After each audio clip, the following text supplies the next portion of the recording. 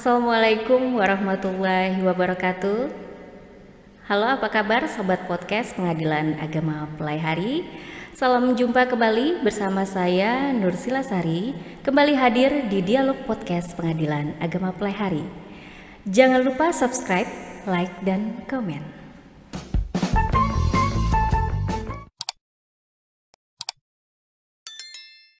Sobat Podcast Pengadilan Agama Pelaihari, pada awal Februari tahun 2022, Pengadilan Agama Pelaihari baru saja terjadi pergantian pimpinan, yaitu Ketua Pengadilan Agama Pelaihari. Dan telah hadir di samping saya Ketua Pengadilan Agama Pelaihari yang baru atau Ketua Pengadilan Agama Pelaihari yang ke-13, yaitu Ibu Haja Siti Zubaidah, SAG, SHMH. Baik, kita sapa terlebih dahulu. Assalamualaikum warahmatullahi wabarakatuh. Waalaikumsalam warahmatullahi wabarakatuh. Apa kabar Ibu? Sehat, alhamdulillah. Iya, beliau untuk episode kali ini adalah menjadi narasumber kita di podcast Pengadilan Agama Pelaihari. Silakan Bu disapa untuk Sobat Podcast Pengadilan Agama Pelaihari. Baik, assalamualaikum warahmatullahi wabarakatuh, sahabat podcast semua. Salam sejahtera, selamat pagi, salam sehat untuk kita semua. Perkenalkan, saya Siti Zubaidah, Ketua Pengadilan Agama Pelaihari yang baru dilantik oleh Ketua Pengadilan Tinggi Agama Banjarmasin tertanggal 2 Februari 2022. Jadi genap hari ini Mbak Sila 1 bulan perjalanan saya menginjakkan Pengadilan Agama Pelaihari ini. Tentunya saya sebagai pimpinan sangat berharap komitmen, kerjasama dan kebersamaan seluruh tim di Pengadilan Agama Pelaihari. Saya yakin dengan kekompakan, kebersamaan kita, kinerja kita yang tinggi dan tentu saja penuh semangat, saya yakin ayo kita bawa Pengadilan Agama Pelaihari menjadi pengadilan agama yang unggul di Kalimantan Selatan. Amin ya rabbal alamin. Semangat ya Bu ya. Semangat pasti. Baik Sobat Podcast, untuk tema dialog kita pada episode kali ini yaitu pentingnya media sosial sebagai wadah penyampaian informasi publik. Sebagaimana kita ketahui bahwa teknologi informasi mengubah segalanya dan segala sesuatunya itu menjadi lebih cepat dan mudah. Salah satunya adalah penyebaran informasi ya Bu ya. Pengadilan Agama Pelaihari di sini selalu berusaha untuk mengikuti perkembangan teknologi yang mana tentunya menyesuaikan kondisi.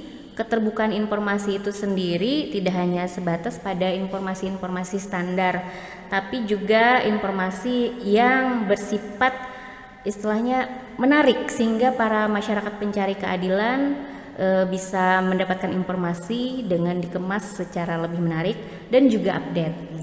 Dan keterbukaan informasi yang mungkin dulu sebatas hanya melalui website saja sebagai wajah kita, tapi di sini Pengadilan Agama Pelaihari membuka diri melalui berbagai media sosial untuk menginformasikan misalnya kegiatan, inovasi ataupun layanan yang ada di Pengadilan Agama Pelaihari. Nah, tidak hanya melalui website tapi juga misalnya melalui YouTube atau dengan konten-konten podcast seperti ini, Instagram, Facebook ataupun TikTok ya Bu ya. Nah, sebagai Ketua Pengadilan Agama Pelaihari, tentunya mungkin Ibu punya istilahnya bagaimana cara mendukung dan support untuk Pengadilan Agama Pelaihari mengenai media sosial ini. Baik Mbak Sila. Kalau kita bicara media sosial ya itu hal yang tidak bisa kita hindari ya. Kita bisa melihat kehidupan, peristiwa dan sebagainya melalui media sosial.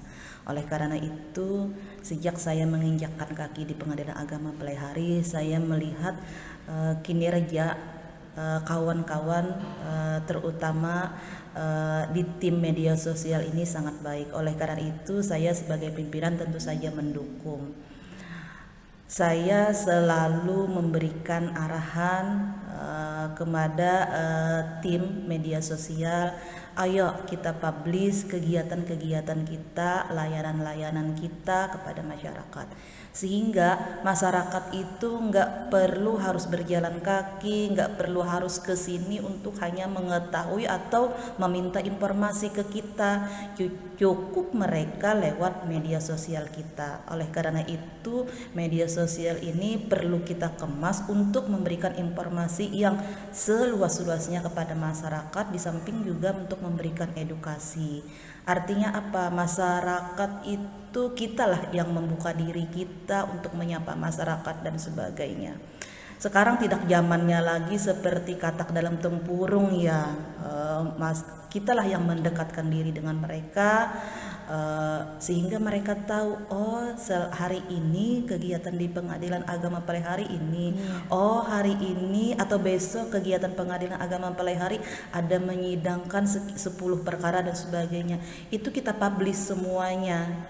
Itulah oleh karena itu saya sebagai pimpinan tentu saja sangat mendukung hal ini. Itu yang pertama. Kemudian yang kedua, Mbak Sila, pengadilan agama Palehari ini kan lagi membangun dan melaksanakan zona integritas.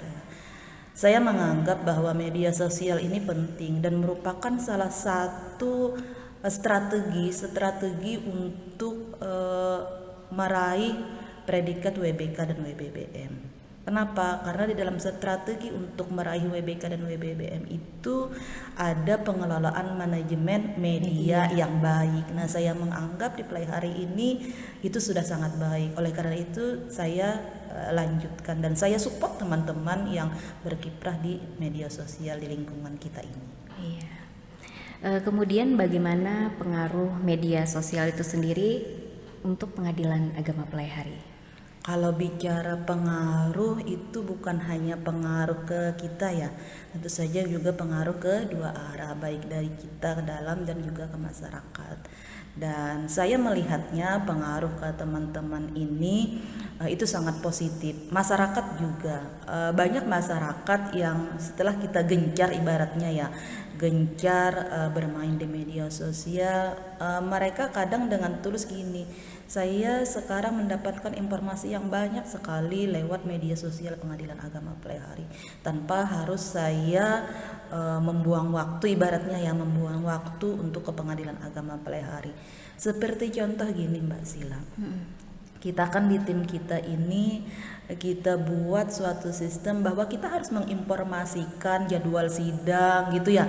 Setiap hari misal jadwal sidang itu, misal jadwal sidang besok kita sudah kita informasikan di sore hari, sehingga potensi ketidakhadiran masyarakat itu dapat kita tekan. Itu juga sangat berpengaruh dengan apa? Dengan biaya yang harus mereka keluarkan. Kadang masyarakat ini walaupun sudah diberitahu dipanggil untuk menghadiri sidang ya, kadang mereka kan lupa gitu ya, lupa. Nah, dengan ada media sosial kita yang kita beritahukan 1 hari sebelum sidang itu sangat terbantu oleh masyarakat gitu. Kemudian kalau pengaruh ke kita, saya hanya menyalurkan hobi teman-teman, ayo kita kita laksanakan hobi kita ini, kita kerjakan hobi kita ini, yang teman-teman yang suka hobinya di media sosial ya dikemas. Ayo kita kemas untuk hal yang lebih positif. Iya, untuk hal yang lebih positif. Makanya nanti tunggu aja sahabat podcast, konten-konten kita pasti menarik dan sesuai dengan keinginan para sahabat podcast semua. Iya.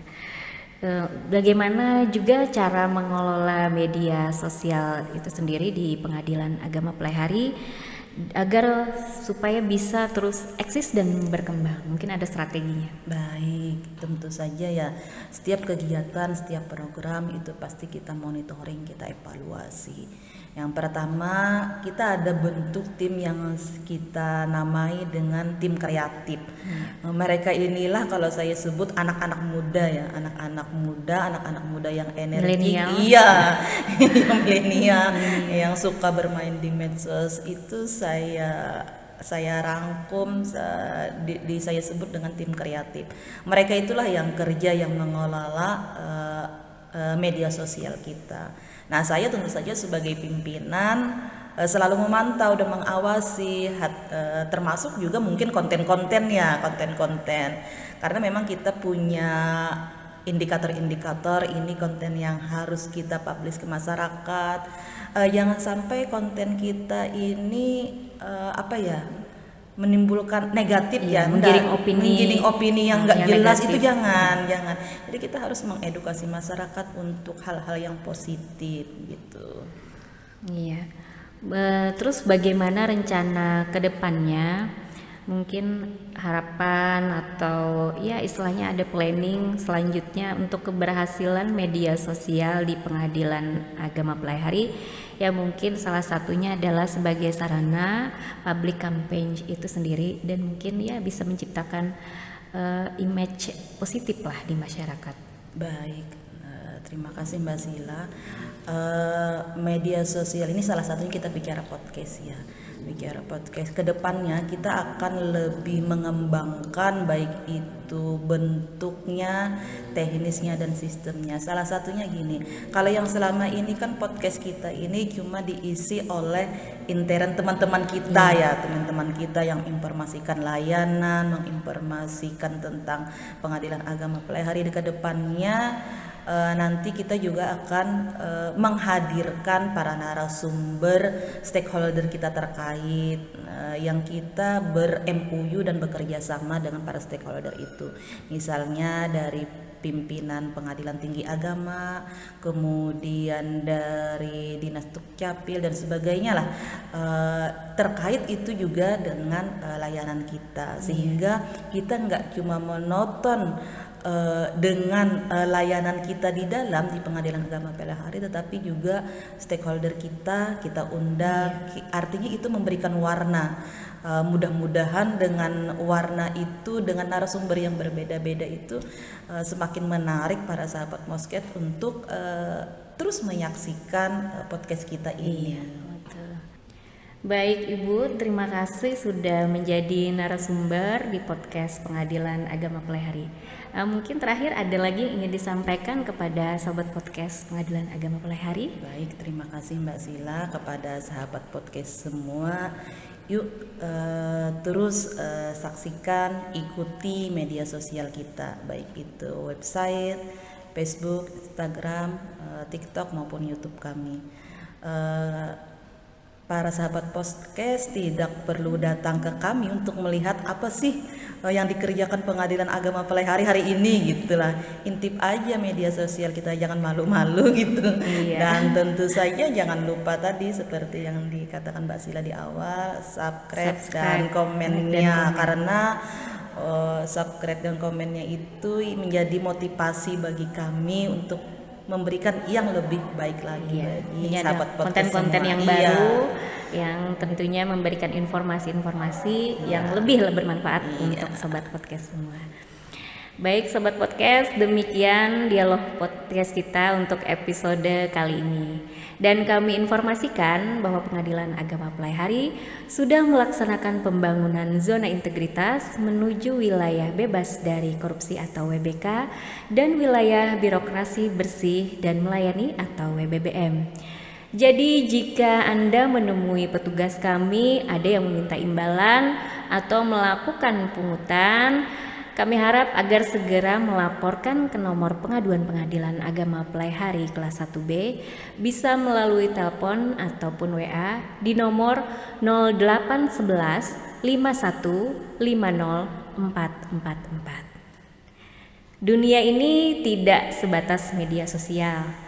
Sejatinya postingan apapun di media sosial merupakan hak asasi semua orang.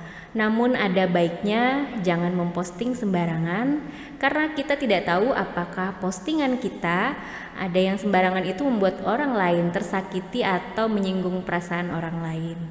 Posting yang penting, bukan yang penting posting. Nantikan dialog podcast kami selanjutnya dengan tema-tema lain yang juga bermanfaat, hanya di YouTube channel Pengadilan Agama Pelaihari. Terima kasih sudah bersama kami dan wassalamualaikum warahmatullahi wabarakatuh.